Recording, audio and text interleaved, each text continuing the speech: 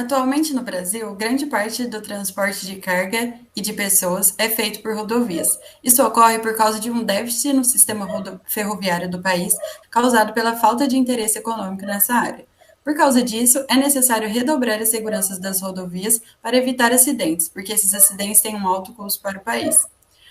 Para melhorar a segurança das rodovias, são usados vários atributos, como radares, sinalizações, monitoramento por câmera, defesas de vários tipos. O assunto do nosso artigo são as defesas metálicas, que são sistemas de proteção contínuas constituídos por perfis metálicos e servem para absorver o impacto dos carros e guiá-los de forma segura para fora da rodovia e assim evitar novos acidentes. E agora a Cecília vai falar um pouco mais sobre isso. Bom, eu vou falar um pouco sobre o histórico e a evolução. Até a década de 60, o modelo de defesa metálica mais utilizado no Brasil e nos Estados Unidos era esse, do tipo ármico, que era constituído por perfis de aços moldados justapostos por meio de parafusos que formavam uma tira contínua que era sustentada por postes de aço ou madeira. Aqui no Brasil era muito utilizado o eucalipto. E esses eram enterrados no solo a cada 4 metros. Mas nessa mesma década, na década de 60, começou um movimento na comunidade científica em diversos países para desenvolver novos modelos que fossem melhores, e o Brasil acompanhou esse movimento. Organizações como o Desenvolvimento Rodoviários SA, o Departamento Nacional de Estradas de Rodagem e a ABNT, Associação Brasileira de Normas Técnicas, conduziram pesquisas sobre esses novos modelos que estavam surgindo no mercado. E assim, com essas pesquisas, eles encontraram as principais deficiências do modelo que nós estávamos utilizando. Nesse meio tempo, países como Alemanha e França estavam pesquisando não somente a eficácia das defensas metálicas, mas também as consequências do seu comportamento junto aos veículos e os efeitos causados nos passageiros. E assim eles chegaram na classificação de uma série de características consideradas indispensáveis que acabaram influenciando bastante as normas brasileiras. E também eles acabaram desenvolvendo novos modelos, modelos esses que após muitos testes e pesquisas foram adaptados à realidade econômica brasileira. Foram desenvolvidas defensas do tipo maleável, que foi baseada no modelo alemão, mas que curiosamente conseguiu absorver 20% a mais de energia que o modelo europeu. E também temos a semi-maleável, que tem um custo bem menor e foi baseada no modelo americano. Eu vou estar falando sobre a definição de defensas metálicas e os principais tipos que elas têm. As defensas metálicas são os dispositivos mais tradicionais na proteção contra veículos desgovernados. Elas consistem em um conjunto de perfis metálicos colocados em cima de postes que podem ser parafusados ou engastados na via. O objetivo principal é absorver o impacto através da deformação das placas, das lâminas, evitando que o veículo invada a pista adjacente e diminuindo a energia cinética sentida pelo condutor nesse impacto. As defensas podem ser de 8 tipos, lembrando que a gente pode unir os tipos para aumentar a complexidade dependendo do objetivo que a gente quer naquele trecho da via. Tipo 1. Defensa simples. Possui uma linha única de lâminas, só de um lado, e uma linha única de postes. Tipo 2. Defensa dupla. Possui uma linha dupla de lâminas, bilateral, e uma linha única de postes. A defensa maleável, que a Cecília citou, possui postes e espaçadores maleáveis, e postes com melhor espaçamento entre eles, propiciando uma maior deformação ante o impacto. Tipo 4. Defensa semi-maleável, que possui os postes semi-maleáveis e espaçadores já de forma simples. Tipo 5. Defensa rígida. É uma variação da semi-maleável, com um menor espaçamento entre os postes e que sofre uma menor deformação em geral. Defensa semi-rígida, tipo 6. Também é uma variação da semi-maleável, não possui espaçadores simples. E defensa tipo 7, que é a defensa mediana. É qualquer tipo de defensa já citada, só que quando ela está localizada no canteiro central da via. E por último, tipo 8, que é a defensa removível, que também é qualquer tipo de defensa já citado, só que os postes não estão engastados na via, sim parafusados. Desse jeito, você pode remover essa defensa metálica caso precise, caso um estudo mostre que não precisa mais daquela defensa naquele local da via. Essas são as principais figuras que tem na norma. A figura da esquerda é uma defensa dupla maleável, com as lâminas bilaterais e o espaçador entre elas, o espaçador e o poste maleáveis. E a figura da direita é como essa defensa se comporta ante o impacto. Bom, agora eu vou falar sobre as normas brasileiras. Eu consegui achar essas duas normas que falavam sobre as defensas metálicas. A NBR 6970, que tem por objetivo definir os requisitos para o uso das defensas metálicas de perfis incados por imersão a quente. NBR 6971, que tem como título Defensas Metálicas, Projeto e Implantação, e que primeiro apresenta as definições a serem utilizadas pela própria norma e as funcionalidades de cada elemento, depois as formas, dimensões e tolerâncias de cada um desses elementos, com recursos gráficos de desenhos técnicos, e então as especificações para a implantação ideal de todos os componentes. E por fim, o documento cita algumas normas referentes ao projeto, como localização, modelo e altura da lâmina. Agora a gente vai falar de algumas falhas que nós encontramos no modelo atual das defensas metálicas. Primeiramente, o fato de que as defensas metálicas não terem sido projetadas para motocicletas, e por causa disso acontecem muitos acidentes muito graves envolvendo motociclistas todos os dias, e muitos acabam perdendo a vida. Outra falha encontrada é que já existem materiais. Outra falha encontrada, que não é bem uma falha, mas já existem modelos com materiais mais modernos e que absorvem melhor o impacto dos automóveis, que tem resultado ASI-A no teste de impacto, que é a nota máxima, enquanto no Brasil é ASI-B. Por isso, os motoristas acabam sentindo mais o impacto quando eles acabam colidindo com essas defensas.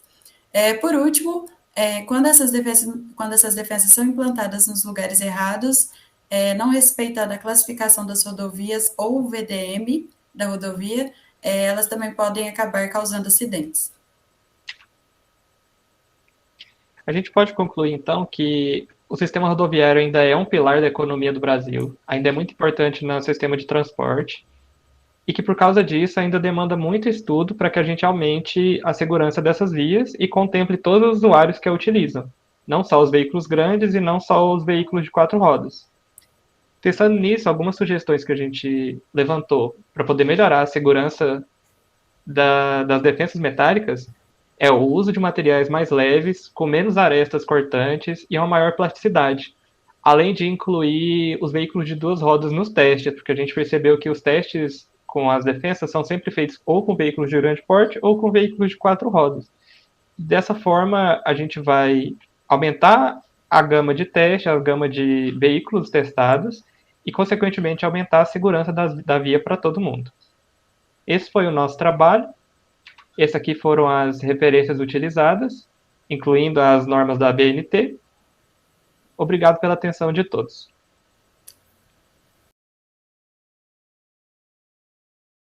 Olá, boa tarde. Hoje nós vamos apresentar o nosso trabalho de nível de serviço em rodovia.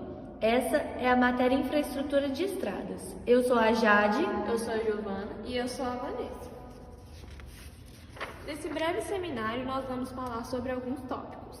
Eles são a introdução, a classificação técnica das rodovias, o método HCM, as características do tráfego, a análise de capacidade de rodovias e, por fim, a conclusão.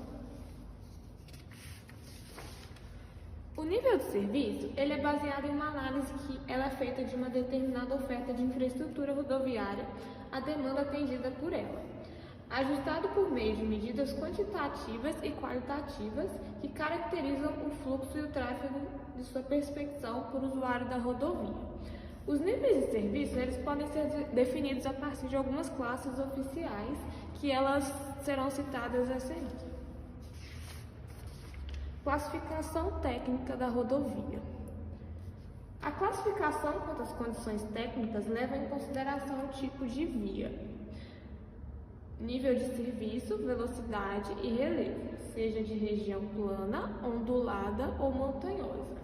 A classificação ela pode ser definida entre as classes 0, 1, 2, 3 e 4. A classe 0 ela corresponde ao melhor padrão técnico. São rodovias feitas de pistas duplas, com separação física entre as pistas e controle total de acesso. A classe 1 ela é subdividida entre os grupos A e B, onde o grupo A tem a pista dupla e um controle parcial de acessos, e a pista B, a diferença é que ela é uma pista simples. As outras classes, tanto a 2, 3 e 4, são de pistas simples, onde a 2 tem o VDM, que é o volume médio diário, entre 700 e 1.400, a classe 3 entre 300 e 700, e a pista é a classe 4, que também é subdividida em A e B, onde a A tem o VDM de 50 a 200 e a B até 50. Falando um pouco sobre o método HCM, que é o Manual Americano de Capacidade, ele foi introduzido no Brasil e se tornou a principal alternativa de análise de capacidade e qualidade de serviço, pela sua facilidade de aplicação e disponibilidade, e sendo dividido em 2 tipos, os níveis de serviço e os tipos de relevo. Começando pelos níveis de serviço, eles foram divididos em 6 níveis, de acordo com as 6 primeiras letras do alfabeto, onde o nível A tem a melhor condição operacional, um fluxo livre e altas velocidades, onde a velocidade média varia de 90 a 93 km por hora. O nível B, com fluxo razoavelmente livre, velocidades restringidas pela condição de tráfego e variando de 87 a 89 km por hora. O nível C, com fluxo estável, velocidades de ultrapassagem controladas pelo alto volume de tráfego e velocidades de 79 a 84 km. E o nível D, com fluxo próximo da instabilidade e velocidades operacionais toleráveis de 72 a 80 km. Por fim, os 2 últimos níveis, sendo o E, com fluxo instável, velocidade de acordo com o fluxo e sem condições de ultrapassagem. E o F, fluxo forçado, velocidade de fluxo praticamente nulo e extensas filas que impossibilitam manobras. Aqui a gente tem uma demonstração de cada nível, onde o A é o mais fluido, onde não tem trânsito, e o mais livre, com velocidades altas, e o F sendo a pior condição possível, com tráfego e conduto forçado.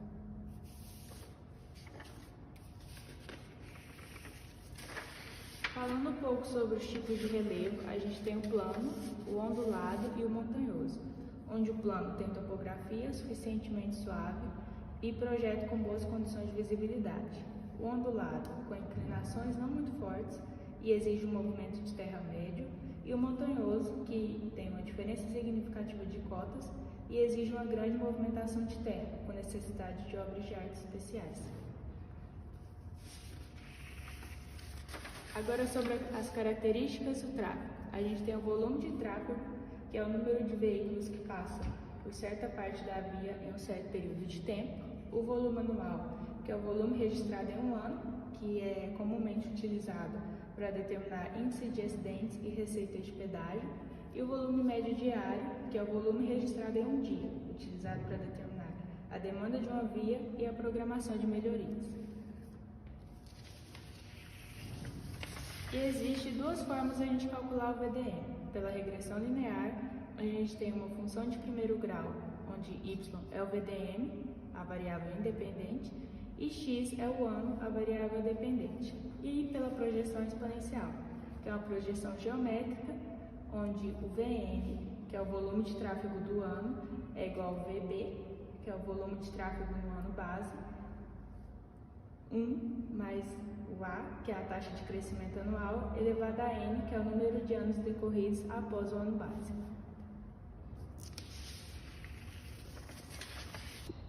Bom, agora nós vamos falar sobre a capacidade e nível de serviço. Esse tópico é dividido em 3 funções principais: a função operacional, a jurisdição administrativa e as condições técnicas. Quanto à função operacional, existem as vias arteriais, vias coletoras e locais.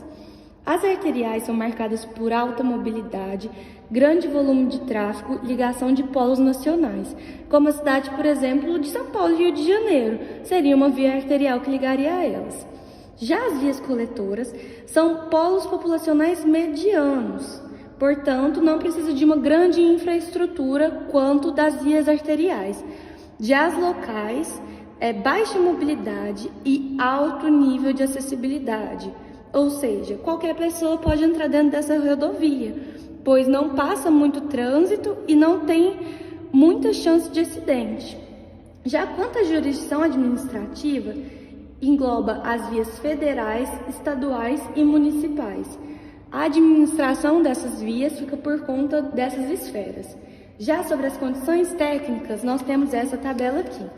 Temos a classe da rodovia 0, 1, A e B, 2, 3 e 4, que já foram explicadas anteriormente.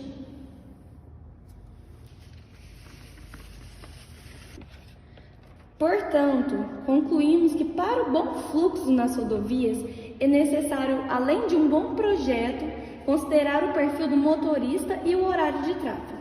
A velocidade do trânsito pode ser alterada pelo relevo, presença de veículos pesados e horário de pico, entre alguns outros fatores. Como visto, existem várias formas de classificação. A decisão do projetista deve considerar fatores citados, além do custo-benefício. Pois, se a estrada for muito boa e for muito cara, ela não tem aplicação. Dessa forma, agradecemos muito a atenção. Nosso trabalho se conclui aqui. Bom dia a todos. Iremos falar sobre impactos ambientais em rodovias. Primeiramente, para introduzir o tema, é importante sua contextualização. A expansão da malha viária ocorreu nas décadas de 60 e 70 com a ajuda do governo JK, porque ele incentivou o setor automobilístico e também com a construção de Brasília, fez-se necessária da interligação entre as cidades brasileiras com maior facilidade e rapidez. Atualmente, a malha viária é o principal meio de transporte brasileiro, pois ele possui um baixo custo em comparado com outros meios de transporte. E também, ligando a tudo isso, a gente consegue notar a importância das rodovias no âmbito industrial, financeiro e turístico. Em seguida, a gente vai falar sobre os aspectos positivos, negativos e a mitigação de impactos. Qualquer atividade humana ela vai gerar impactos positivos e negativos. Entre os impactos positivos, a gente pode citar a geração de emprego que qualquer atividade humana vai gerar, além da interligação das cidades, vai promover uma integração cultural e o desenvolvimento também da economia local. Além disso, é importante citar a facilidade do acesso, tanto de veículos longos como veículos curtos. Porém, para construir rodovias, temos muitos impactos negativos ao meio ambiente, pois a ação humana ela vai resultar em alterações que causam danos tanto ao meio ambiente e aos recursos naturais.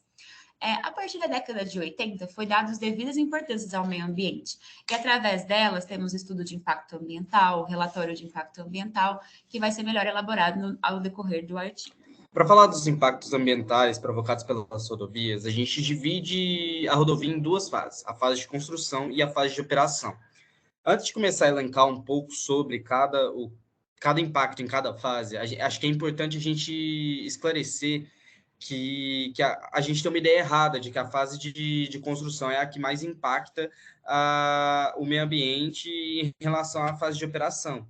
No entanto, a fase de operação, por ela não ter um tempo determinado de atuação, vamos dizer assim, os impactos provocados nessa fase de operação, ao longo do tempo, devido a essa indeterminação de tempo, ela vai ser muito maior do que o da fase de construção. A gente pensa que a fase de construção, devido aos impactos serem visualmente maiores, devido, por exemplo, ao desmatamento e movimentação de solo, a gente acha que ela vai ser mais relevante, porém, devido ao grande tempo de operação, a fase de operação acaba sendo mais relevante nessa questão ambiental em comparação à fase de construção.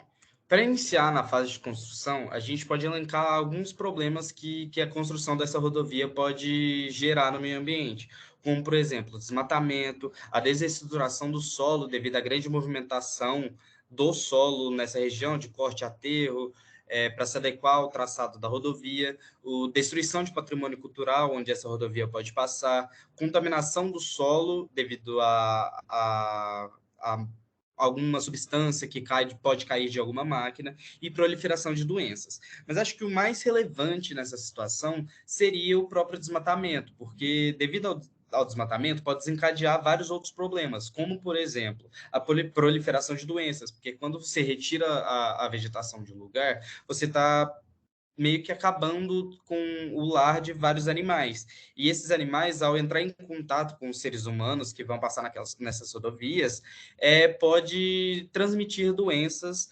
e isso ocorre uma proliferação de doenças.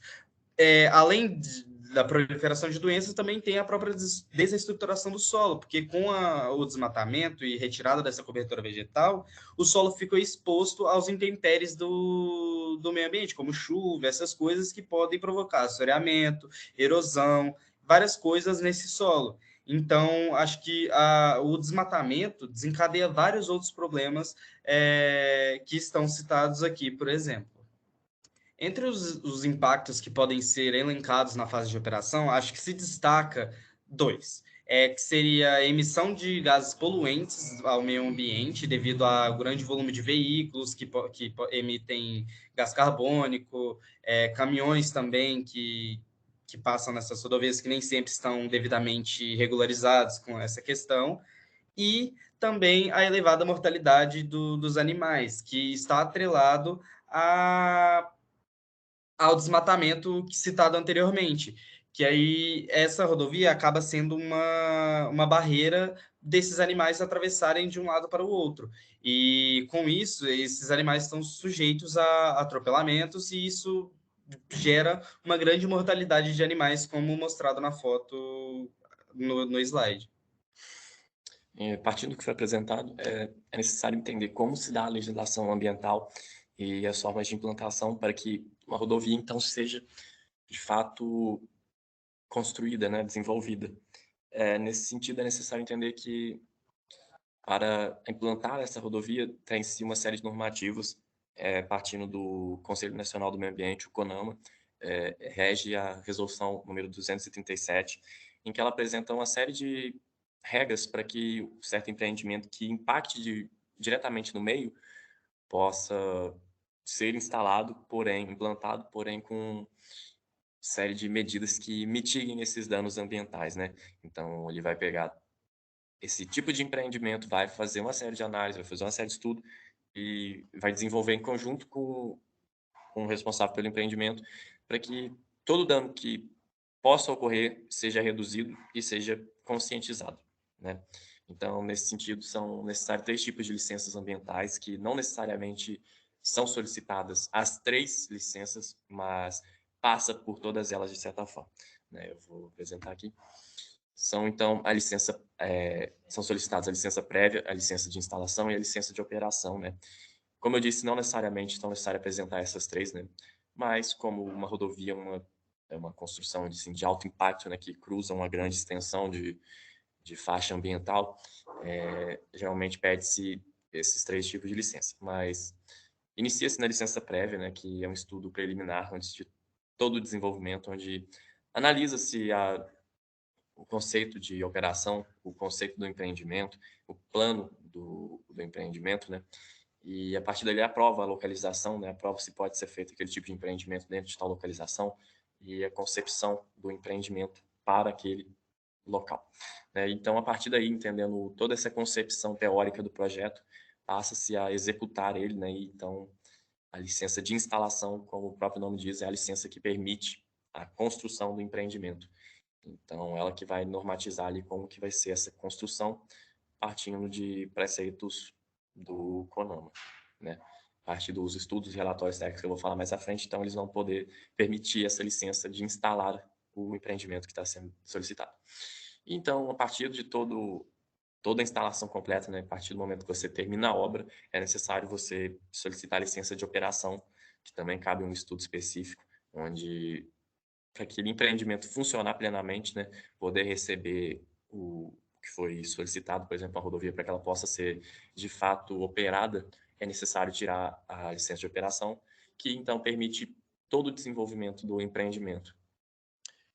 Falando então, tecnicamente, esses estudos que são feitos para viabilizar a legalização do licenciamento das etapas do empreendimento são o EIA, né, que é o Estudo de Impacto Ambiental, e o RIMA, que é o Relatório de Impacto Ambiental. Não necessariamente são solicitados os dois, mas para uma obra de grande complexidade como uma rodovia, é necessário, geralmente, apresentar esses 2 relatórios, mas um particularmente depende do outro.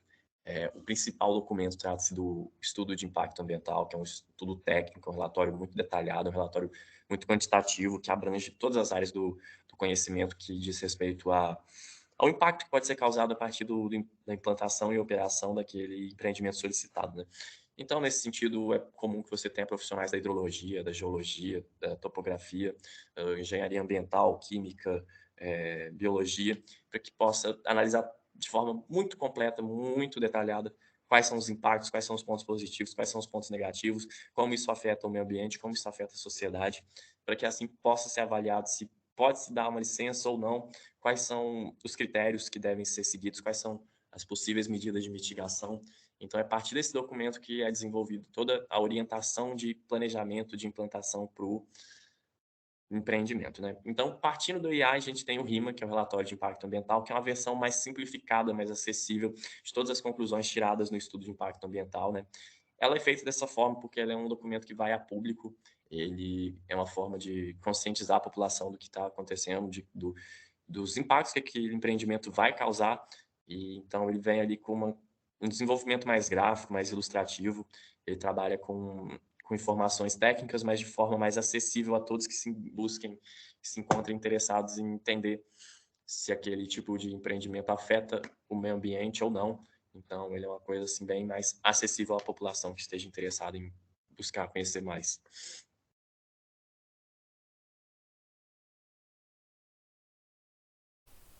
Tá. Nós vamos falar sobre a sinalização vertical e horizontal de rodovias. Os alunos são eu, o Brian e o Felipe. Vamos lá.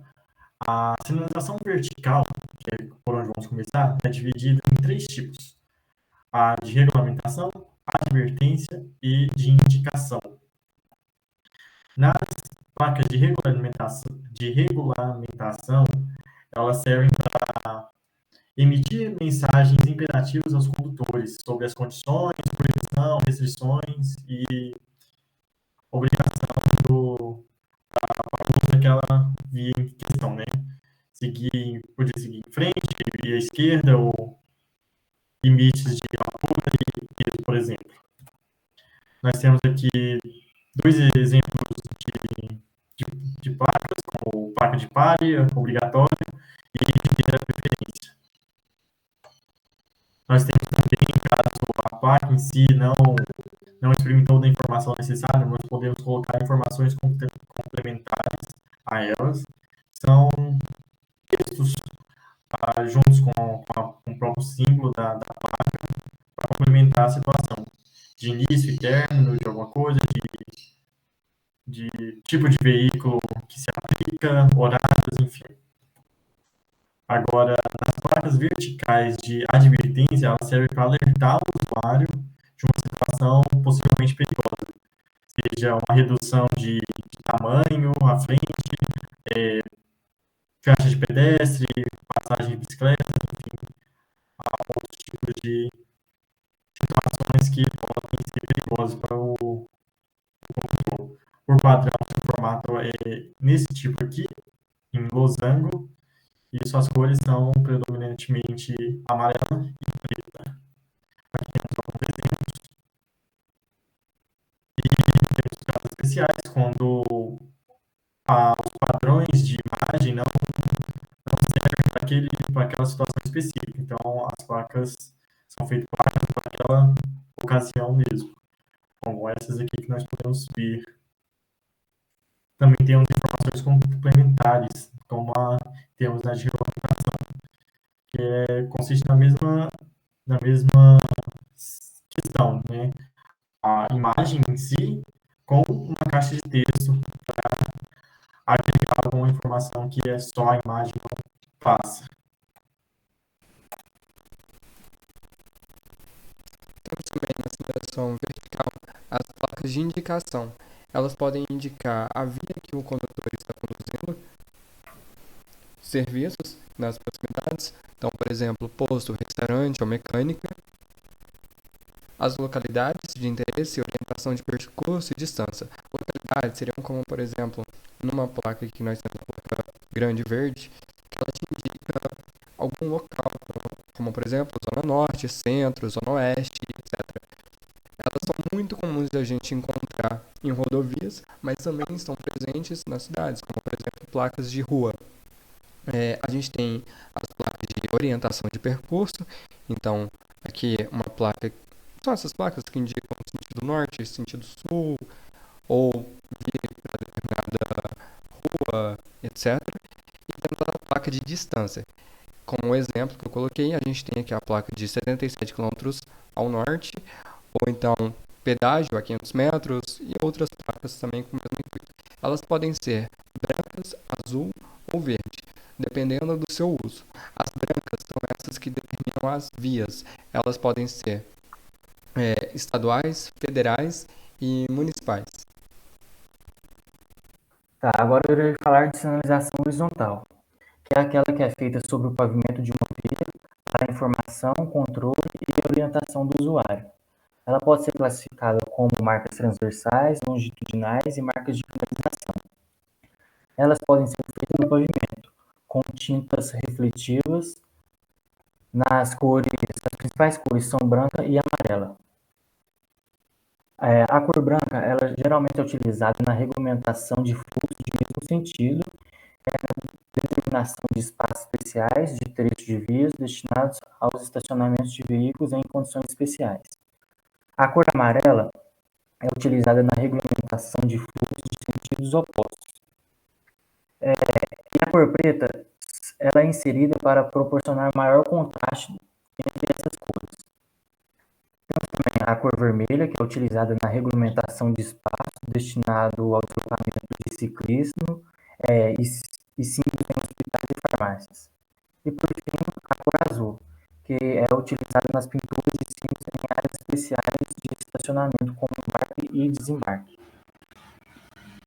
Continuando a sinalização horizontal, temos também símbolos e legendas, que são informações escritas ou desenhadas no pavimento, indicando uma situação ou completando a sinalização vertical que já foi dita anteriormente. Elas servem para melhorar a perspicácia de quem está dirigindo, e com isso é mais fácil o condutor tomar decisões corretas sem ocasionar algum acidente. Como eu disse, as sinalizações horizontais, elas são divididas em marcas longitudinais, transversais e de canalização. As marcas longitudinais, elas separam e ordenam as correntes de tráfego, definindo a parte da pista destinada normalmente à circulação de veículo. De acordo com a sua função, as marcas longitudinais, elas são divididas em linhas de divisão de fluxos opostos, que são essas aí em amarelo. Elas separam os movimentos veiculares de sentido contrário e regulamentam a ultrapassagem e os deslocamentos laterais. Dentre elas temos a simples contínua, simples seccionada, dupla contínua seccionada e dupla seccionada. Temos também as linhas de divisão de fluxo de mesmo, essas aí que estão em branco. Elas separam os movimentos veiculares de mesmo sentido e regulamentam a ultrapassagem. Também temos outras linhas, como a linha de borda e a linha de continuidade também. Agora, eu vou falar das marcas transversais. Elas ordenam os deslocamentos frontais dos veículos e harmonizam com os deslocamentos de outros veículos e dos pedestres. Elas são divididas em linhas de retenção, que indica o condutor o local limite em que ele deve parar o veículo, como está na foto.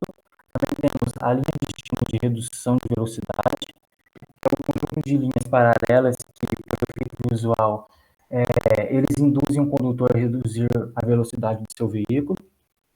Também tem a linha de D, a preferência, que indica ao condutor o local limite em que ele deve parar o seu veículo. Também temos a faixa de travessia de pedestre, que é uma das mais conhecidas, né, que regulamenta onde as pessoas que pode atravessar. Temos também a marcação de cruzamento de rodos cicloviários, onde regulamenta o local de travessia de ciclistas. Nós temos a área de conflito, são áreas proibidas de parar ou estacionar o veículo. Elas são comuns de ter cruzamentos. Nessas áreas, então, não podemos ter nenhum veículo parando nela, porque senão atrapalha o fluxo de veículos. E temos a área de cruzamento com faixa exclusiva. Essas são áreas onde tem um cruzamento, ou seja, o veículo vai ter que cruzar essa faixa, só que ela está cruzando uma faixa de exclusividade. Então, por exemplo, na imagem abaixo, que cruza uma faixa exclusiva de ônibus, o veículo que for cruzar ela não pode ficar dentro da faixa exclusiva. Ele vai ter que cruzar a faixa e ir para outra faixa que não é exclusiva. Aí nós temos a marca de canalização. As marcas de canalização, elas orientam o fluxo do tráfego.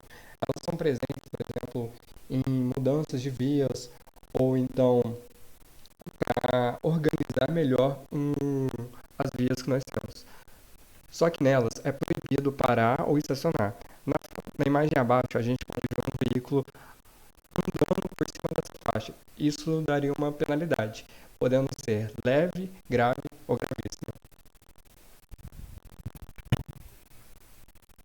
Obrigado pela atenção de todos. Bom dia, professor. Começando aqui a apresentação do seminário de infraestrutura de estradas. O nosso tema é áreas de escape em rampas em rodovias, e o grupo sou eu, Luiz Henrique Baiotto, Eduardo Oliveira e a Fernanda Salim.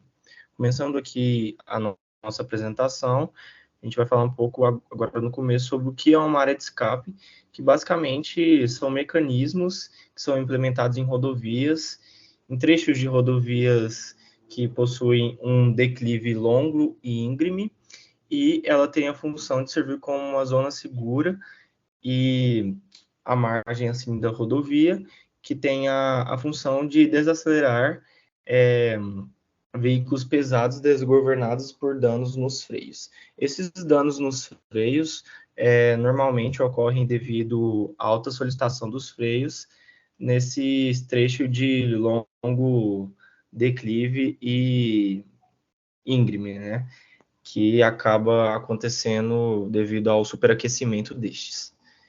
Agora falando sobre os tipos de áreas de escape, o primeiro que a gente encontrou foi a rampa de escape, que também pode ser conhecida como rampa de gravidade, e basicamente a sua desaceleração é como propriamente o nome diz, pela gravidade, pelo aclive, né? Ela é um pouco perigosa devido ao retorno do veículo para a via em caso onde teve a perda total dos freios, né? E por isso caiu em desuso. Então, a desaceleração do caminhão desgovernado basicamente se dá, como mostra aqui a ilustração, ele está vindo aqui na serra ou na rodovia, e a sua desaceleração vai ser por conta desse aclive que ele vai enfrentar aqui. Um outro tipo de área de escape, que não é muito comum, mas eu encontrei na literatura, então a gente decidiu trazer aqui, é essa por monte de areia, que basicamente é uma área pavimentada por areia ou terra, e a sua desaceleração é devido à alta resistência de rolamento entre o pneu e essa areia ou terra. Uma vantagem dela é que ela demanda pouco espaço, porém ela acaba se tornando perigosa devido à sua alta desaceleração em pouco tempo. E a mais comum de todas são as caixas de retenções, onde a sua desaceleração também ocorre pelo atrito, porém esse atrito é do pneu do caminhão e do caminhão em si, com o material que preenche essa caixa de retenção, que é essa argila expandida. Curiosamente, eu achei essa argila expandida aqui em casa, e ela é utilizada como material de jardinagem, em vasos e tudo mais, então eu achei interessante que deu para dar uma visualizada bem melhor no tema em si, que são basicamente essas esferinhas aqui que a gente encontra. Algumas vantagens desse tipo de área de escape é que elas são extremamente seguras, a sua manutenção é muito fácil, basicamente é repor essas argilas expandidas depois que o caminhão se espalhou por elas, e é um modelo é o mais usual e o mais eficaz de todos. E ele não é um modelo a longo prazo caro, ele possui uma ótima viabilidade econômica, conforme o Eduardo vai falar aí mais para frente. E aqui eu trouxe um manualzinho da área de escape que está na rodovia BR-376, entre os trechos de Curitiba e Joinville, onde aqui basicamente é a rodovia. Então o caminhão vai estar vindo aqui descendo sem freio por conta do seu superaquecimento. E quando ele visualizar esse quadriculado aqui vermelho e branco, ele vai saber que é a entrada para a área de escape, que basicamente nessa área marrom aqui é a sua caixa de retenção, que é onde o caminhão vai entrar aqui. Essa área denominada 5 aqui, essa faixa, vou estar falando aqui, é uma faixa de asfalto, mas é de utilização restrita da concessionária, e eles vão usar isso aqui para operações de manutenção e tudo. Então, a caixa de retenção, onde o caminhão vai entrar mesmo, basicamente é essa área marrom aqui. Bom, vou dar continuidade à nossa apresentação, falando sobre a viabilidade econômica da construção da área de escape. Para isso, tomaremos como base a área de escape construída na BR-376, entre os quilômetros 665 e 667, no sul do Paraná. Bom, a empresa Arteris já tem uma área de escape construída no quilômetro 3, no quilômetro 671 dessa BR-376, ou seja, cerca de 5 quilômetros após essa nova área de escape. Então, eles já possuem meio que uma média de custos que foram gastos para essa área de escape.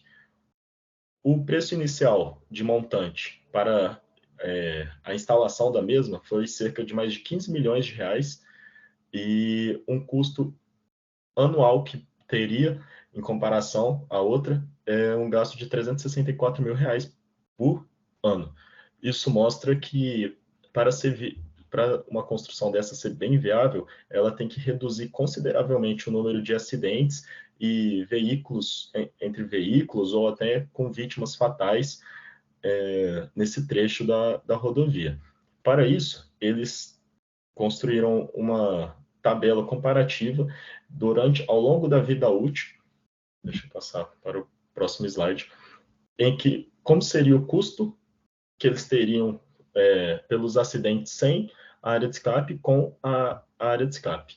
Vamos tomar como referência aqui o ano de 2022, em que os gastos seriam praticamente de 13 milhões sem esse projeto, enquanto a redução com a área de escape seria de 7 milhões e 100 mil reais. Isso mostra que economicamente é extremamente viável para eles, visto que até então, o ano de 2022, essa área de escape já foi utilizada mais de 100 vezes nesse trecho, e mais de 400 vidas foram salvas nesse caminho. Então, isso mostra que, além de economicamente, socialmente falando, uma vida não tem preço, e a quantidade de vidas que essa área de escape conseguiu salvar realmente é algo muito importante, tanto para os motoristas quanto para as pessoas que nela transitam. Agora a Fernanda irá dar continuação, falando sobre as áreas de escape no cenário brasileiro, e ela falará um pouco mais sobre essa BR-376 no sul do Paraná. Eu vou falar sobre o cenário brasileiro das áreas de escape. No total, nós temos 6 no país. 2 localizadas na Via Anchieta, 2 na BR-376, uma na BR-277 e uma na BR-146. Aqui nessa imagem nós podemos ver a segunda área de escape da Via Anchieta, que está no quilômetro 49, a primeira está no quilômetro 42. Ela não é tão extensa, ela possui 85,4 metros de extensão, 5 de largura e 1 de profundidade. Já a BR-376 também possui 2 e ela é bem mais extensa, ela tem 240 metros de extensão, 8,5 de largura. E aqui no vídeo nós podemos ver um caminhão que tinha acabado de utilizar a área de escape, e em seguida veio outro caminhão também. Cerca de 6 minutos depois, esse outro caminhão já foi utilizar a área de escape. E a segunda área de escape dessa BR está no quilômetro 671. Essa área de escape foi construída do lado esquerdo, porque eles estudaram, conversaram com os motoristas, e quando o caminhão perde o freio, ele tende a ir para o lado esquerdo, que é a faixa de maior velocidade. E para construir essa área de escape foram utilizados 20 milhões de reais. E quando inaugurou ela, o número de mortes nesse trecho da rodovia caiu em 70%. Já a da BR-277 está ali na Serra do Mar, que é no município de Morretes, que liga Curitiba e o litoral. Ela foi inaugurada pela Ecovias e ela tem 140 metros de extensão.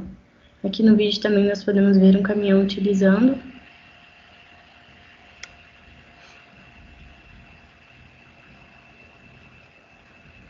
E a próxima, que é a mais recente, que é aqui pertinho de Uberlândia, que é ali em Araxá, na Serra do Salitre. Nessa imagem a gente consegue ver ela mais de cima. E aqui a gente consegue também ver a diferença do nível da área de escape com a BR.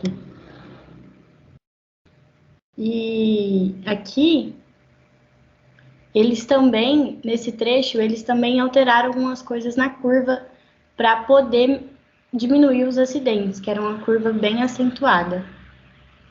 E um detalhe que eu queria acrescentar também é que aqui, desde que inaugurou até dezembro de 2020, ela foi acessada 40 vezes. Então, diminui bastante os acidentes. Com isso, a gente conclui que é muito importante, só que é um investimento muito alto. Então, a gente tem que analisar também outras formas de reduzir os acidentes, como aqui, por exemplo, foi utilizada também algumas modificações na curva para poder reduzir os acidentes. Então, em alguns casos, a gente pode sim utilizar outros meios de evitar os acidentes com esses caminhões, mas é sim algo muito eficiente. Muito obrigada, esse foi o nosso trabalho. Olá, nosso grupo é formado por mim, Maria Eduarda, pela Manuela e pela Giovana, e nós iremos falar um pouco sobre a consistência de um projeto geométrico. Os acidentes rodoviários são causados por diferentes fatores. Podemos classificar entre esses fatores 3 componentes: humana, veicular e viária ambiental. Por mais que boa parte dos acidentes seja motivada pela componente humana, vale destacar que falhas na estrutura viária ou no veículo têm o potencial de agravar mais ainda um acidente. O projeto geométrico ele faz parte das premissas na definição de uma rodovia. Então, ele está relacionado com a condição de segurança, eficiência e conforto das rodovias. É nessa fase que se estuda as diversas características geométricas do traçado. Bom, a consistência do projeto geométrico, ela necessita de algumas etapas que são baseadas em normas técnicas e que são necessárias para analisar e estudar as características da rodovia, como as curvas horizontais, a superelevação, os grades, entre outros aspectos. E com isso, é muito importante a gente ressaltar que a escolha dessas características é muito importante para garantir a segurança, a eficiência e o conforto da rodovia. E, além disso, para atender aos objetivos que foram planejados e aos investimentos do projeto. E com relação aos elementos técnicos, a velocidade é muito importante para garantir a segurança da via. E aqui a gente colocou 2 definições de velocidade. Então, de acordo com o DENIT, a velocidade de projeto ou velocidade diretriz é a maior velocidade com que um trecho viário pode ser percorrido com segurança, quando o veículo estiver submetido apenas às limitações impostas pelas características geométricas. E de acordo com Pontes Filho, a velocidade operacional é a velocidade média de todo ou parte do tráfego, a qual pode ser determinada pelo somatório das distâncias percorridas dividida pelo tempo de percurso. O estudo do caso de consistência geométrica do Garcia ele foi realizado em 2002 e ele analisou 60 trechos de curvas de rodovias de pista simples do Rio Grande do Sul. Nesse estudo, ele verificou quais eram as condições do traçado, como, por exemplo, a pavimentação, os grades entre menos 9% e 9%, alterações nas dimensões de largura e acostamento da pista. E, após todas essas análises, ele conseguiu determinar um modelo para estimar a velocidade operacional. Por essa equação, R é o raio da curva em metros, V85 é a velocidade operacional em quilômetros por hora, e R ao quadrado o coeficiente de determinação. Sobre a segurança viária e os acidentes de trânsito, os acidentes de trânsito são uma das principais causas de morte e lesão no mundo, de acordo com a OMS. Na tabela abaixo, a gente tem o ranking do número de mortes de trânsito dos países em 2013, e o Brasil ocupa o terceiro lugar, com mais de 36 mil mortes nesse ano. É possível falar que a grande quantidade de acidentes no Brasil é até um problema de saúde pública, visto os números altos. Mais de 50% das fatalidades rodoviárias ocorrem em curvas, e isso pode ser evitado com um bom projeto geométrico. Para São Pedro, é notável a tendência de se considerar os aspectos ligados apenas ao fator humano como responsáveis pela ocorrência de acidentes de trânsito, sem levar em conta os elementos relacionados à via e ao veículo e seu poder de potencializar as falhas humanas. Falando um pouco sobre o traçado da rodovia, bom, a rodovia ela nasce da necessidade de ligar dois pontos. A melhor maneira de fazer isso seria através de uma diretriz geral, seria seguir uma reta. Porém, isso é muito difícil de acontecer, só se não houvesse obstáculos ou nenhum outro ponto de interesse. Tem vários fatores que influenciam na definição desse traçado, como a topografia da região, as condições geológicas e geotécnicas do terreno, hidrologia e hidrografia da região. Então, a gente deve sempre priorizar o traçado normal ao terreno, acompanhando as curvas de níveis existentes. Porém, isso nem sempre é possível, levando em conta a topografia, e as áreas de conservação de fauna e flora também, por exemplo. Em alguns casos, são necessárias a construção de obras de artes, como as pontes. Para que uma rodovia possua uma consistência geométrica, é necessário um padrão de fluidez. Os elementos do projeto geométrico influenciam na segurança da via. Segundo o DAER, curvas sucessíveis, por considerações operacionais e de aparência, deverão desejavelmente manter um interrelacionamento, de modo a evitar variações abruptas de curvatura, situação antinatural que surpreende e confunde o motorista. E para analisar a consistência do projeto geométrico, é preciso a gente verificar, além das suas características geométricas, a estimativa da velocidade operacional. Então, existem alguns critérios para classificar esses projetos, sendo o critério 1, que é definido pela diferença entre a velocidade operacional de curvas sucessivas, e ele é classificado em 3 condições. Projeto bom, o módulo da diferença é menor que 10 km por hora, o que caracteriza uma condição ideal. O projeto regular, o módulo da diferença fica entre 10 e 20 km por hora, isso pode apresentar alguns problemas na consistência, e o projeto fraco, o módulo fica maior que 20 km por hora.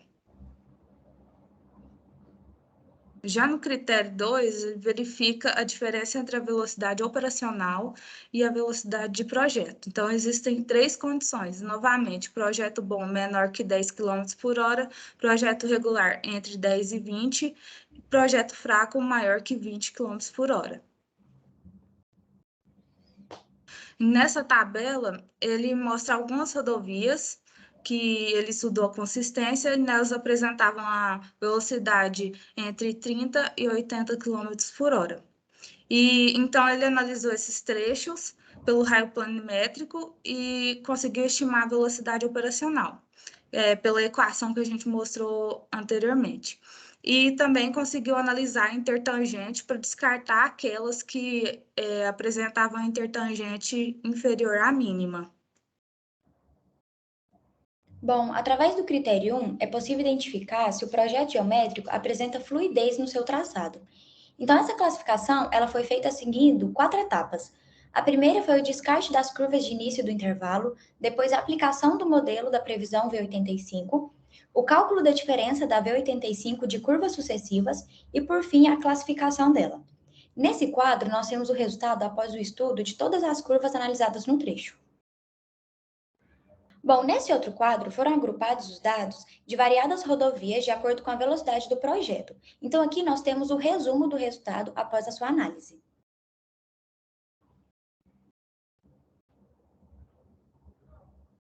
Pela análise seguindo o critério 1, de acordo com a tabela do slide anterior, as rodovias com velocidade diretriz de 40, 60, 70 e 80 km tiveram mais de 90% das suas curvas classificadas como projeto bom. Então, o projeto geométrico dessas curvas apresentou consistência e o resultado foi satisfatório. Para a velocidade de 30 km por hora, só 62,8 foram classificados no caso 1, sendo que o caso 2 e 3 ficaram com 18,6 em cada. Então, o resultado para as curvas com velocidade diretriz de 30 km por hora não foi satisfatório. Nessa tabela, ele mostra os resultados que foram obtidos para os raios de curvatura a partir da velocidade diretriz. Já nessa outra tabela, ele está mostrando o número total de curvas que foram analisadas segundo o critério 2. Como, por exemplo, a rodovia RST 470, ela tem 17 curvas e apenas 3 satisfazem a condição de intertangente mínima. E todas as 3 classificadas no caso 3. Bom, podemos observar que o nível de classificação da rodovia ele é diretamente proporcional à velocidade do projeto. Ou seja, o nível da classificação ele é reduzido quando a velocidade do projeto diminui.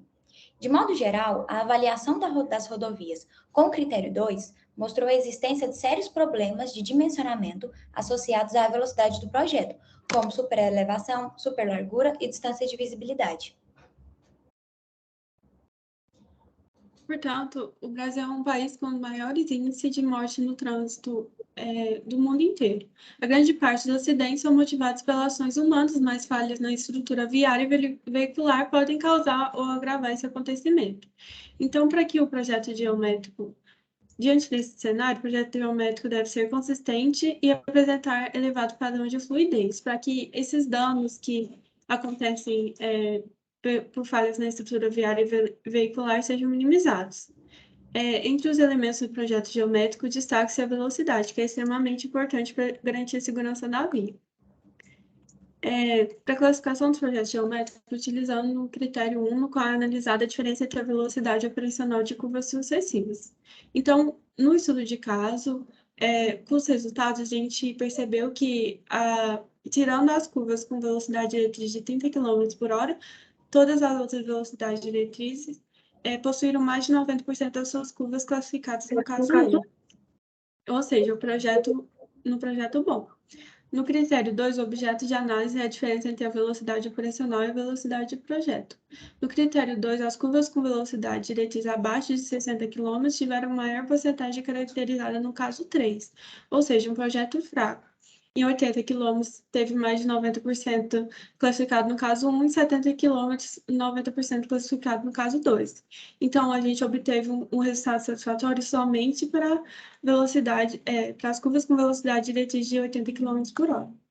Sendo assim, é de extrema importância que o desenvolvimento da consistência de um projeto geométrico não seja baseado em limites mínimos, mas sim considerando a interdependência entre todos os dispositivos de segurança e a efetiva utilização da via pelos motoristas.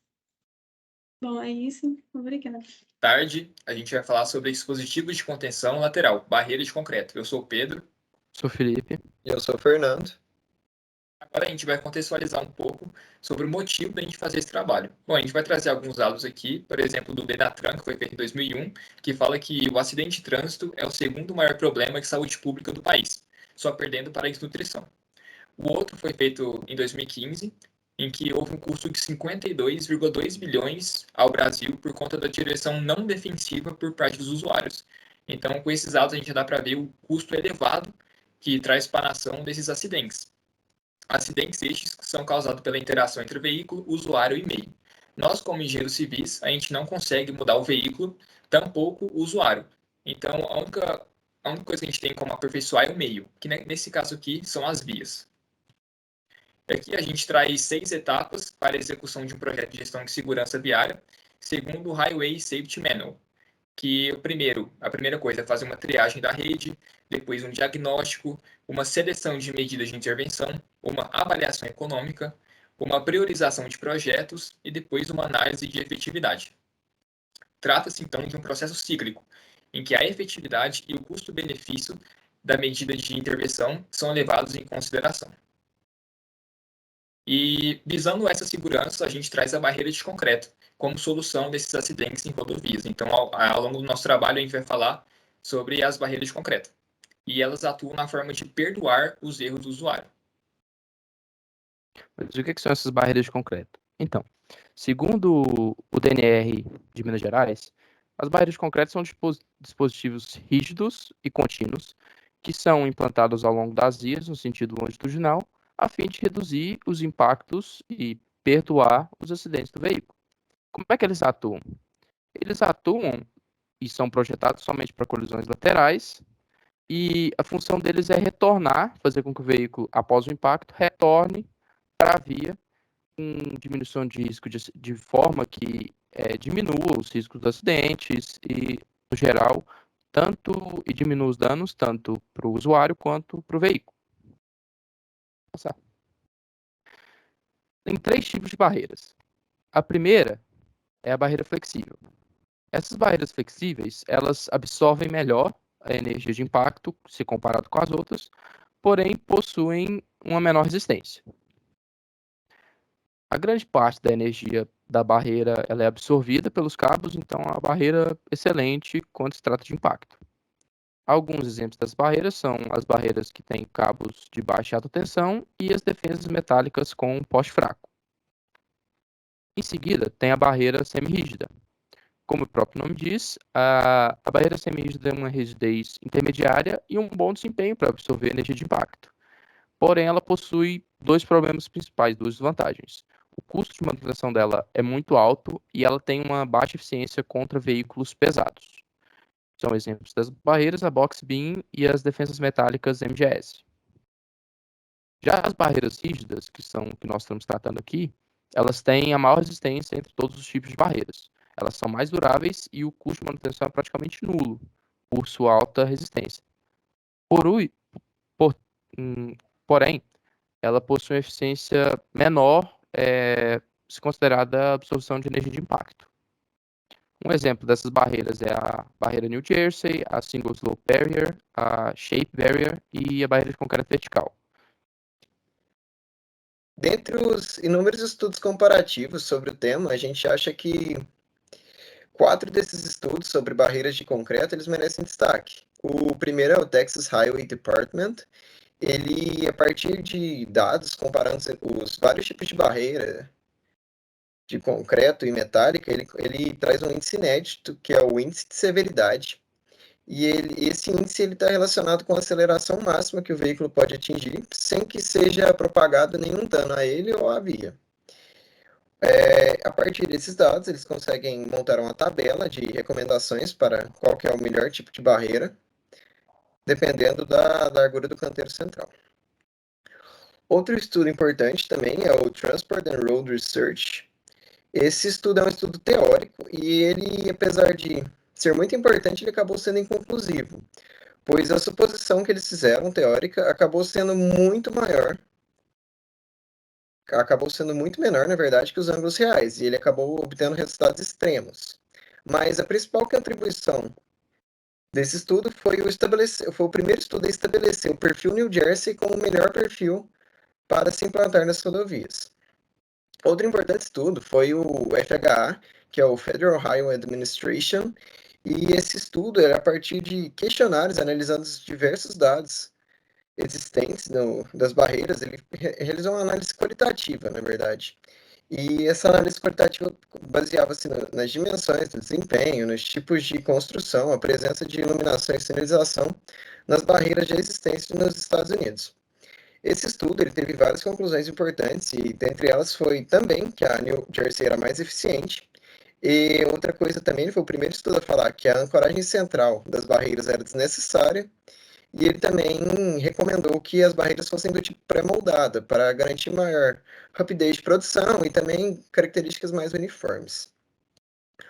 Outro estudo muito importante foi o Illinois State Toll Highway Authority, e ele realizou um estudo comparativo de dados com quase 20 anos de dados coletados de acidentes, e ele comparou os custos que um acidente causava antes da implementação de barreiras e depois dessas barreiras.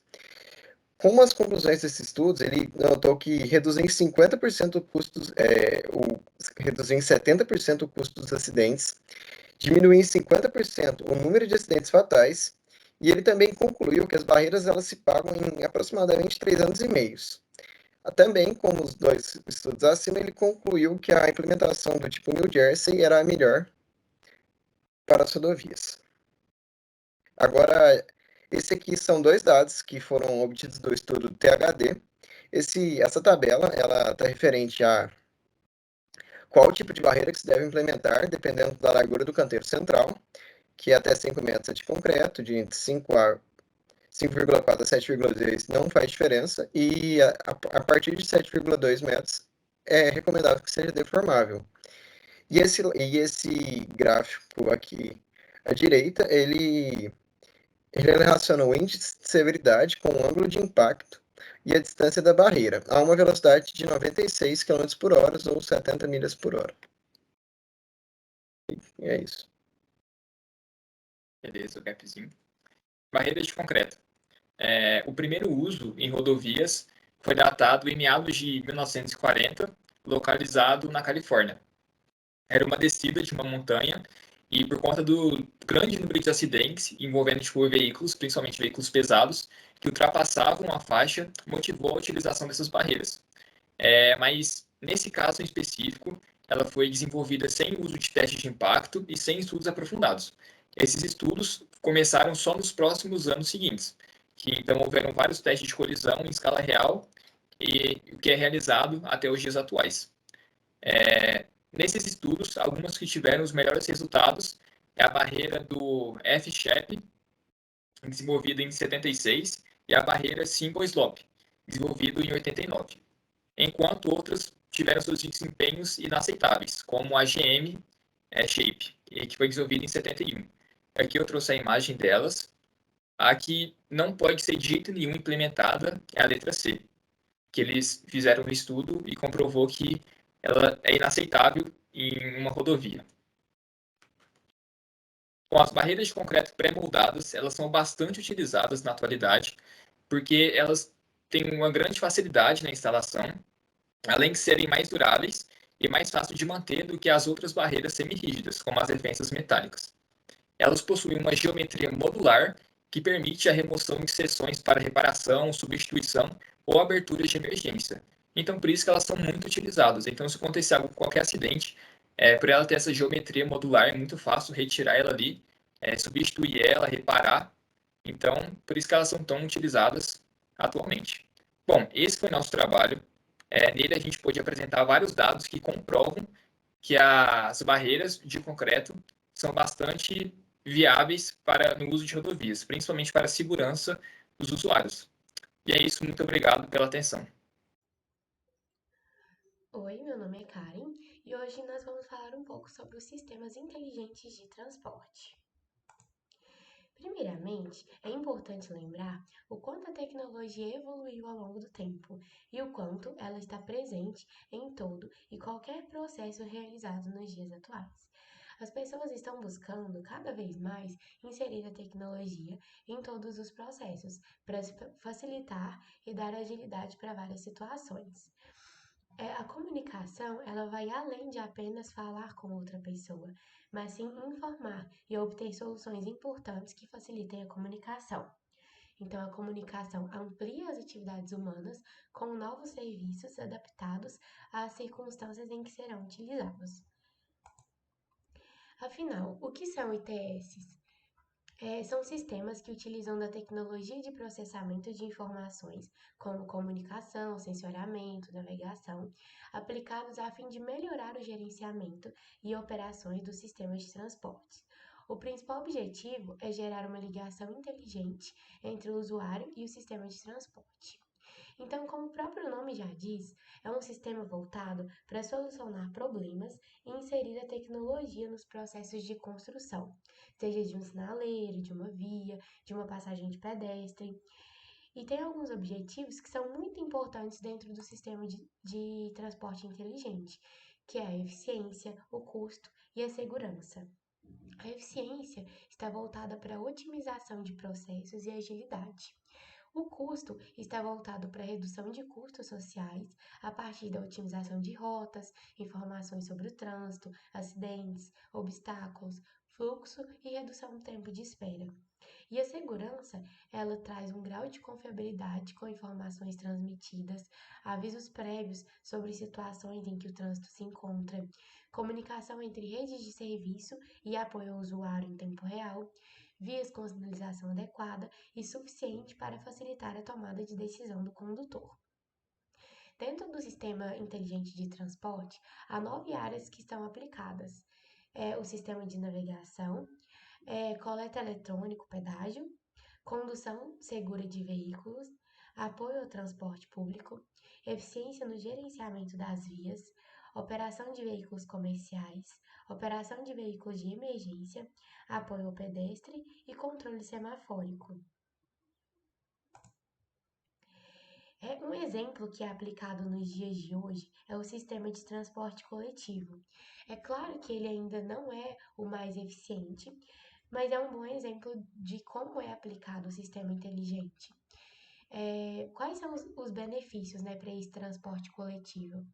É dimensionar a oferta de forma mais adequada à realidade da demanda, controlar as viagens, os horários, localização, desempenho, informar os passageiros sobre horários e rotas com mais precisão e tornar o sistema de transporte mais seguro e confiável.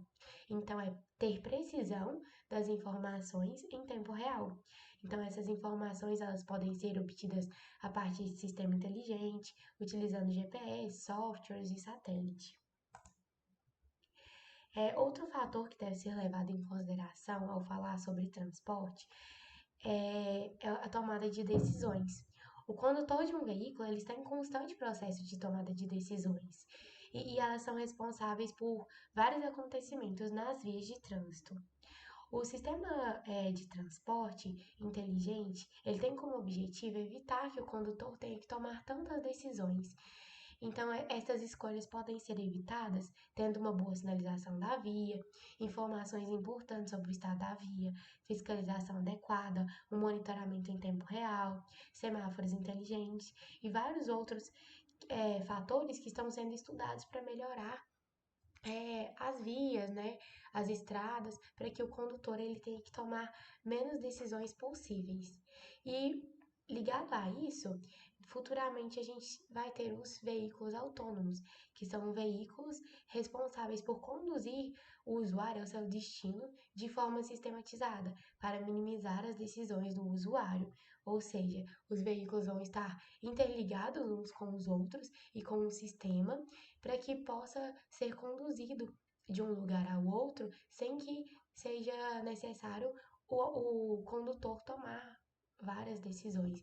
Isso é importante para que evite, o número de tomada de decisões e assim os acidentes e enfim. Oi, eu sou a Maria Gabriela e eu vou falar um pouco sobre a avaliação da arquitetura de 3S, dentro dela os impactos. Bom, para falar um pouco sobre os impactos, podemos falar do setor público, onde os sistemas de gerenciamento avançado de tráfego são viáveis e efetivos no aumento dos fluxos dos veículos. Além dos detectores de tráfego, outros equipamentos podem ser usados para identificar problemas de tráfego e ajustar os sistemas de semáforos para adaptar essas mudanças. Na análise de projetos de transporte, é interessante que seja observado 2 grupos de impactos: os diretos, que são causados pelos usuários, e os indiretos, que são efeitos socioeconômicos que vêm da implantação do projeto. Os maiores impactos da tecnologia no transporte e na mobilidade das cidades se deve à tendência constante de crescimento da população urbana, devido a que quanto mais uma cidade cresce, mais a demanda por um transporte eficiente aumenta. Agora um pouquinho sobre a arquitetura de ITS sem sensibilidade. Os recursos computacionais fazem com que a famosa frase "a qualquer hora, em qualquer lugar e em qualquer dispositivo" possa ser usada para falar do sistema de transporte inteligente, devido à sua expansão no uso de dispositivos móveis, comunicação sem fio, sensores mais sofisticados. Por isso, existe um desafio de desenvolver um sistema sensível ao contexto, que é delimitar ações nesse sistema e identificar os elementos que caracterizam a situação que essas ações são executadas. Na maioria dos casos, é difícil enumerar o conjunto de situações que podem existir na aplicação. Identificar quais elementos contextuais podem determinar com precisão uma situação desse conjunto e definir que as ações devem ser executadas em uma situação particular. Cada uma vai ser necessário fazer alguma coisa diferente. Nunca vai ser a mesma coisa, né? E agora um estudo de caso que a gente fez é o exemplo da aplicação de TS na automação e operação no transporte público de passageiros, que leva em conta quem são os atores que interferem na viagem dos ônibus, né? Que são os motoristas, despachantes de terminal, despachante de garagem, passageiro, fiscal de rota, fiscal de qualidade de serviço, luxo do trânsito, semáforo, despacho de garagem, viagem, regulação, ações corretivas devido às interferências da via, fluxo de veículos, semáforo, tempo de embarque, falta de tripulação, e dentre outros, né?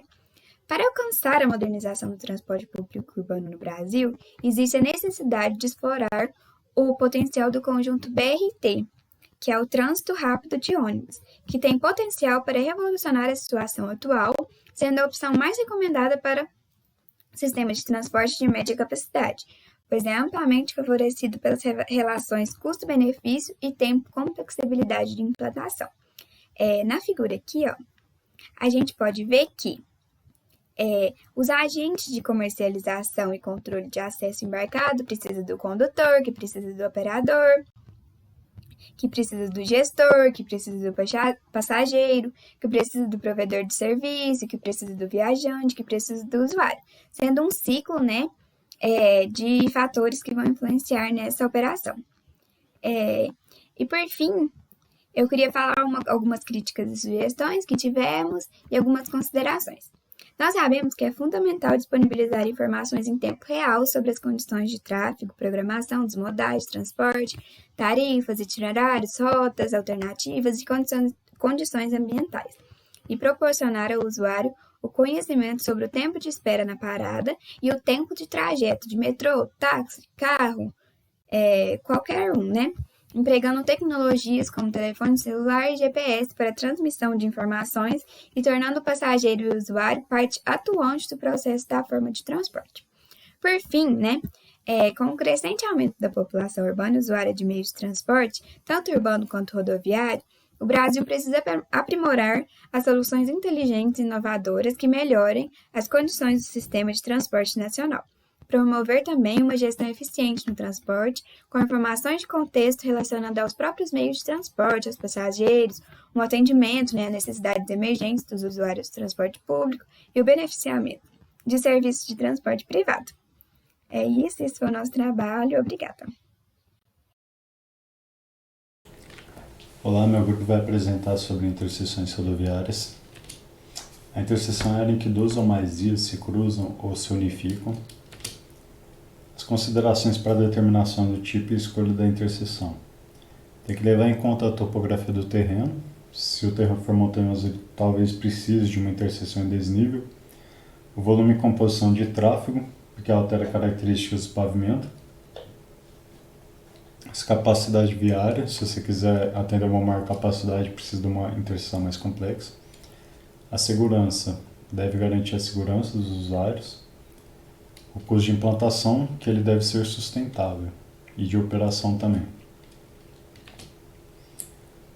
Na classificação funcional, expressa, arterial, coletor e local, também tem recomendação. Na expressa é recomendado em desnível, para garantir a mobilidade. Na arterial, pode ser em nível desnível, por serem mais simples. A primeira classificação que tem é em nível. Você pode ter a de 3 ramos, 4 ramos e a de vários ramos. A gota, a canalizada, a rótula vazada. As rótulas modernas, a vantagem é que reduz o número de pontos de conflito e o tempo de espera. Você tem as em níveis diferentes também, que é outra classificação. O trevo parcial, que a vantagem é a ausência de entrecruzamento na via principal, permite ampliação futura, saída simples, com menor possibilidade de manobras erradas. Tem a trombeta, que possui movimentos direcionais e semidirecionais das correntes de tráfego e ausência de entrecruzamentos. A diamante, que requer pouco espaço, possui conexões diretas com a via principal, ramos de conexões pequenos. A trevo completo, que a vantagem é o fluxo contínuo para todos os movimentos, a sinalização semafórica é dispensável, pode ser construída em etapas. E essa é uma outra classificação que é utilizada nas normas suecas, que pode ser adaptada para o Brasil com algumas recomendações da DENIT, que é entre interseções menores e maiores. Aqui você tem a tipo A, que ela não tem ilha canalizadora. Tem a tipo B, que inclui uma ilha divisória do tipo gota na via secundária. A tipo C, que ela tem uma rodovia na rodovia principal, tem uma faixa de trânsito para direita e esquerda. Tipo G, que é projetado para diminuir a velocidade dos veículos. As deslocadas, que elas são uma transformação de uma interseção de 4 ramos em 2 interseções de 3 ramos, que isso aumenta a segurança, diminui o acidente. E as tipos maiores. Tipo D, tem o maior radírio da ilha central, ilhas canalizadoras nos acessos. Tipo E, é a interseção controlada por semáforos. Tipo F, em que algumas das correntes de tráfego cruzam em níveis diferentes, eliminando total ou parcialmente o cruzamento em um mesmo nível.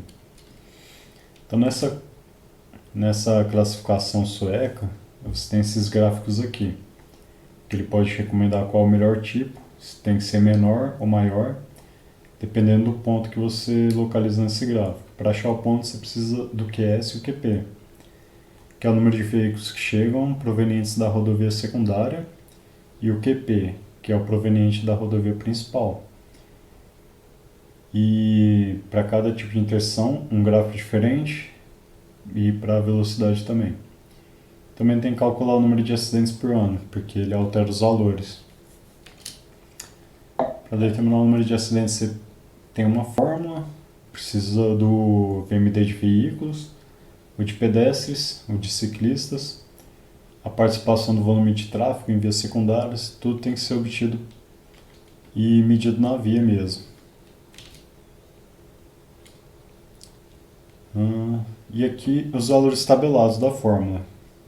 Para cada tipo de interseção vai ter uma tabela diferente. Então esse método sueco tem vários outros, mas esse é um muito utilizado, então eu trouxe ele aqui. E aqui um gráfico que fala se é A, B, BC, C, CDF, DF, dependendo do ponto que você achar no gráfico. E as linhas de acidentes por ano. Algumas recomendações gerais, porque são várias, muitas recomendações, não dá para pôr tudo aqui. Tipo A, por exemplo, se o fluxo de tráfego for muito baixo. Tipo B, vai garantir uma melhor visibilidade para os pedestres ou ciclistas, aumenta a segurança, diminui o acidente. Usa se o número de giros à esquerda da rodovia principal foi maior que o número de giros à esquerda da secundária. Tipo C, considerar se o tráfego na rodovia secundária é da mesma intensidade que o da principal. Aí é desejável que as vezes interceptantes se encontrem no ângulo de 90 graus ou próximo.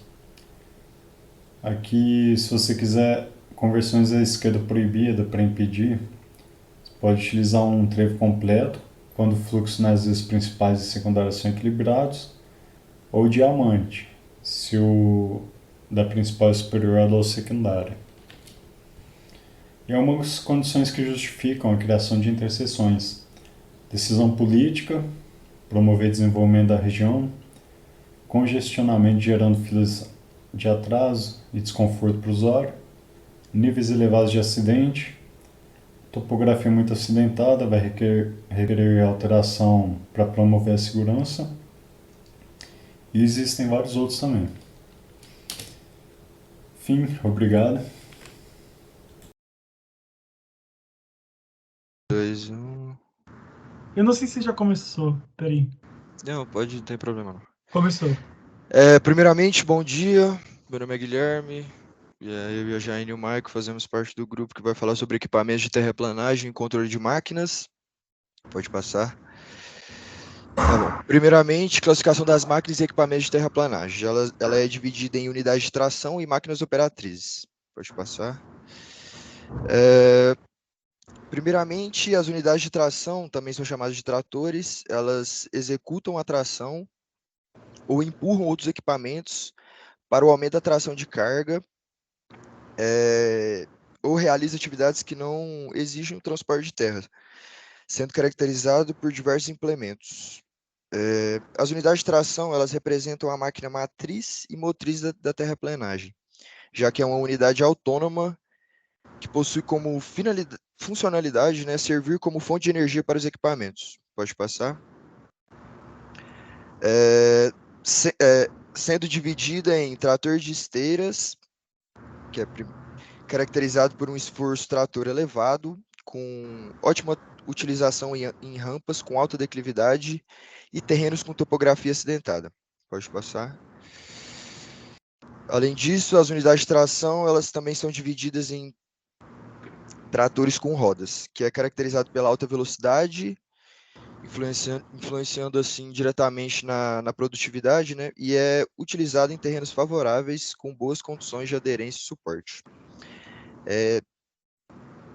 Tá, pode passar. As máquinas também são classificadas como unidades operatrizes. O que consiste essas unidades operatrizes? Consistem nos equipamentos tracionados, empurrados ou manobrados pelas unidades de tração, sendo ela caracterizada e classificadas pelas diferentes funcionalidades. Pode passar.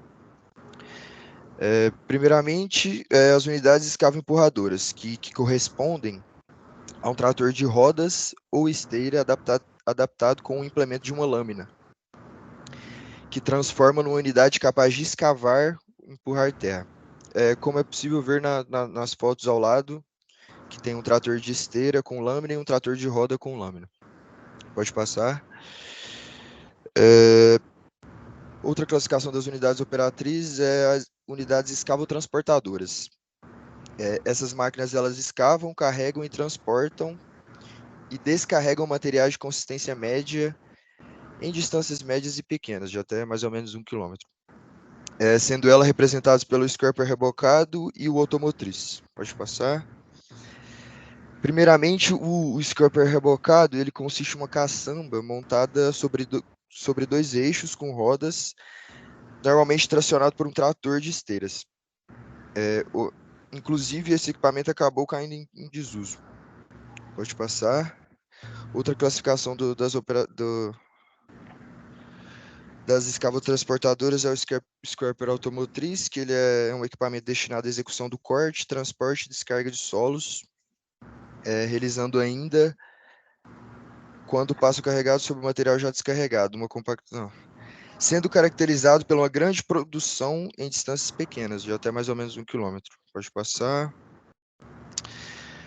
Tá. Também são classificadas, as unidades operatrizes também são classificadas em escavo-carregadoras, que são as que escavam e carregam o material sobre outro equipamento até um local de descarga ideal, sendo representado pelas carregadeiras, escavadeiras e retroescavadeiras, como nas imagens acima. Pode passar. Também temos as unidades aplanadoras, que também são conhecidas como motoniveladoras, que são máquinas que são projetadas para um serviço de acabamento, tombamento e espalhamento de um modo geral, sendo composta por um escarificador e uma lâmina central de corte. Pode passar. Também temos as unidades de transporte, que são equipamentos destinados ao transporte de material proveniente de cortes ou pedreiras, destinados a aterros, bota-fora ou a pavimentação. Além disso, são equipamentos utilizados quando as distâncias elas tornam outras máquinas inviáveis financeiramente. E está aí 2 exemplos ao lado, que é o caminhão de caçamba e o caminhão fora da estrada. Pode passar. E por último, temos as unidades compactadoras, que são subdivididas em pé de carneiro, vibratório e pneumático. Primeiramente, o pé de carneiro é utilizado na compactação de solos coesivos. O vibratório ele é utilizado em solos arenosos, com baixa porcentagem de argila. E o pneumático é usado para camadas delgadas de materiais e pavimentos. É isso, pode passar. Eu vou dar continuidade com a apresentação do trabalho, apresentando para vocês o Manual de Custos do DENIT. Esse fornece as metodologias, as premissas e a memória adotada para o cálculo dos custos necessários para a execução de obras da infraestrutura de transporte. Nele, onde o custo horário de um equipamento é constituído da soma de todos os custos envolvidos em sua utilização, definidos em função das condições de trabalho, do tipo de equipamento, das características específicas do serviço, todos referenciados em uma determinada unidade de tempo. O cálculo do custo horário de um equipamento se dá pelo custo da propriedade, o custo da manutenção e o custo da operação do mesmo. A fórmula apresentada pelo DENIT representa a depreciação do equipamento, que consiste na parcela do custo operacional associada ao desgaste e obsolência do equipamento ao longo da sua vida útil. Então, ele fala que a depreciação horária é igual ao valor da aquisição do equipamento menos o valor residual dividido pela vida útil em anos, multiplicado pelo total de horas que ele trabalha por ano. E aí eu peguei essa tabela e, por exemplo, a motoniveladora tem a potência 93, tem 7 anos de vida útil, trabalha 2.000 horas por ano e o seu valor residual é 30%. Esse é o cálculo dos juros. A taxa de juros de oportunidade de capital, JH, deve incidir sobre o valor médio do investimento em equipamento durante sua vida útil, sendo determinado por meio das seguintes expressões.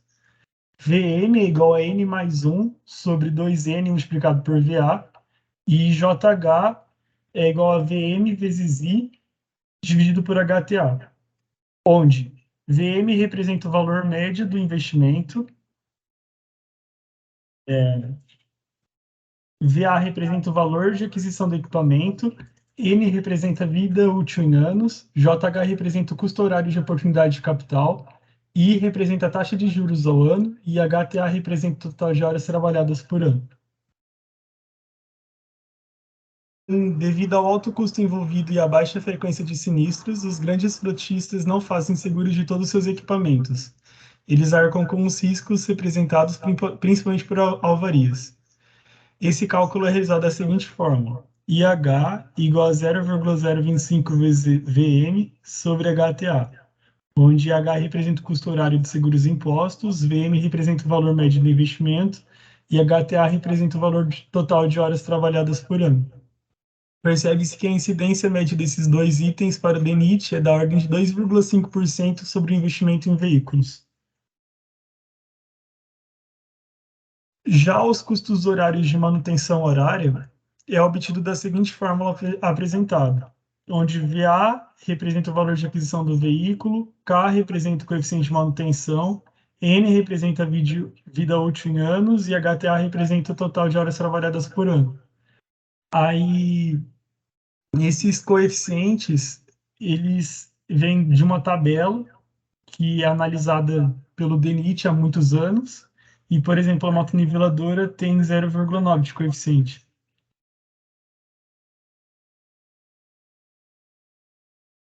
Os consumos horários de combustíveis são muito variáveis, particularmente em função do tipo de equipamento, da natureza e do serviço das condições de trabalho, sendo seus valores médios considerados apenas como estimativa pelos fabricantes. Eu vou apresentar um quadro resumo deles. Por exemplo, a motoniveladora de potência 93 tem um consumo médio de litro por hora de 12,85 e o seu combustível litro por quilowatt-hora é 0,14. A Cicro considerou que os custos com filtros, graxas e lubrificantes atingem aproximadamente 15% sobre o custo de combustíveis, dando esses coeficientes de consumo. Por exemplo, o equipamento a diesel tem 0,18 litro por quilowatt-hora. Então, CC representa o custo horário de combustíveis, lubrificantes, filtros e graxas. P representa a potência do motor. FC representa o coeficiente de consumo. E VC representa o valor do combustível.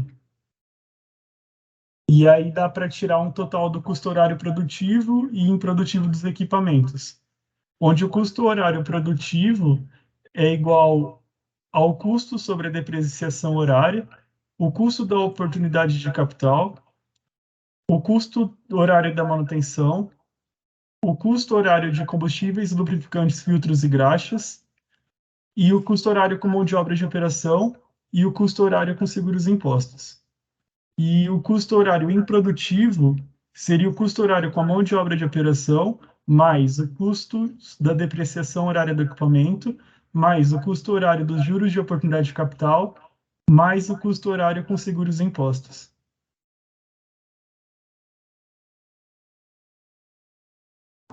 Eu vou falar sobre o controle de máquinas, as máquinas de controle, né? O processo de terraplanagem, ele é feito por meio da piquetagem, que ele é um processo lento e repetitivo e muitas das vezes o operador da máquina não tem uma boa referência do terreno que ele está trabalhando. Então é muito comum esses piquetes eles serem removidos acidentalmente. Então uma forma que eles encontraram foi de usar esse sistema de controle de máquinas que permite que a obra seja feita sem o uso dos piquetes. O computador de bordo ele vai ficar responsável por fornecer a todo instante a posição do implemento através da sinalização gráfica e numérica.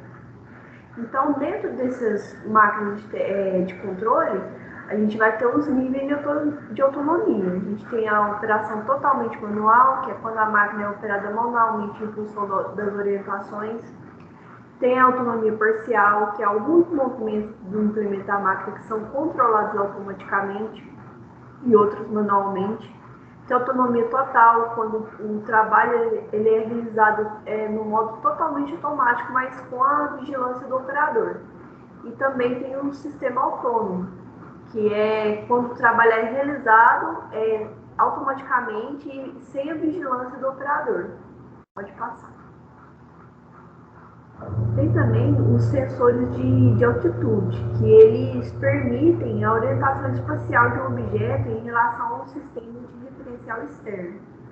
Em geral, o sistema inercial terrestre. Por intermédio desse sensor que vai se medir os ângulos de rotação do objeto em relação ao sistema cartesiano de eixos. Pode passar. Aqui também a gente tem os modelos de produção, que eles são um controle de máquina baseado são realizados numa obra de terraplanagem por meio de modelos matemáticos. Então, esse modelo de produção ele vai ser baseado na plataforma CAD, que vai ser inserida no computador de bordo da máquina para realizar as atividades no campo. Pode passar. E aqui eu vou falar um pouco também sobre os instrumentos de posicionamento topográfico. Pode passar. Onde a gente tem os níveis a lasers, que são utilizados para o controle vertical dos elementos da obra, a partir da emissão de feixes de laser que determinam um plano horizontal inclinado, onde é possível você conhecer as diferenças de altura entre pontos distintos em um canteiro de obras. Pode passar. Aqui também tem as estações totais, que é um instrumento que ele é munido de servomecanismo, ele vai permitir que possa medir os ângulos e a distância, e a partir de uma emissão de onda, que a gente vai poder conhecer, vai poder fazer as recepções eletromagnéticas. Pode passar. O próximo é os receptores de NSS. O uso dos receptores de NSS ele consiste na instalação de antenas. Ele utiliza um receptor e uma ou mais antenas instaladas na máquina. E ele vai operar com medição em tempo real. Então,